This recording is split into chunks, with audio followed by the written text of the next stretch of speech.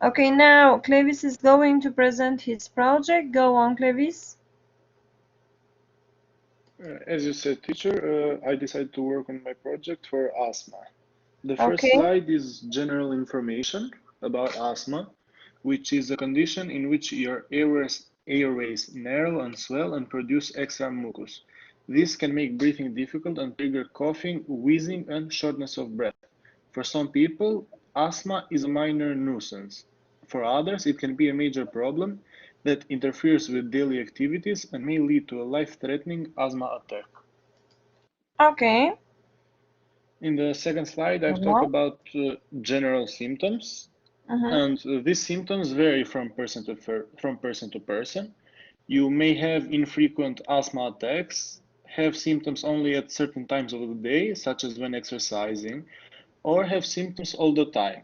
Asthma signs and symptoms include shortness of breath, chest tightness or pain, trouble sleeping caused by the shortness of breath, coughing or wheezing, a whistling sound when exhaling, coughing or wheezing attacks that are worsened by respiratory virus such as the cold or the flu. Signs that your asthma is probably worsening include the symptoms that are becoming more frequent and more bothersome, an increasing difficulty in breathing, and the need to use a quick relief inhaler more often. Okay. Second. Go on. Now I'm going to talk about some causes. These causes can include exposure to various irritants and substances that trigger allergies, or allergens that can trigger signs and symptoms of asthma. Asthma triggers are different from person to person and can include airborne substances such as pollen, dust mites, mold spores, pet dander, or particles of cockroach waste.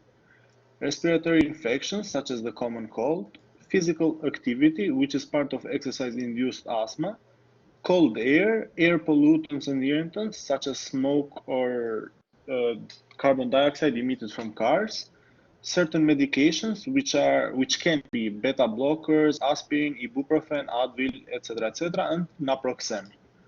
Strong emotions and stress, sulfites and preservatives added to some types of food, and a certain disease called gastroesophageal reflux disease, which is a condition in which stomach acids back up into your throat. Okay. Just a second. Go on. Now, some of the risk factors, yes, that increase the chance of developing asthma include having a blood relative with asthma. This can be your parent, your sibling, a sibling of your parent. So anyone in the bloodline that has had asthma in their life. Having another allergic condition such as atopic dermatitis or allergic rhinitis, hay fever, as it's known as well, being overweight, being a smoker, exposure to exhaust fumes or other types of pollution, and exposure to occupational triggers such as chemicals used in farming, hairdressing, and manufacturing. Okay.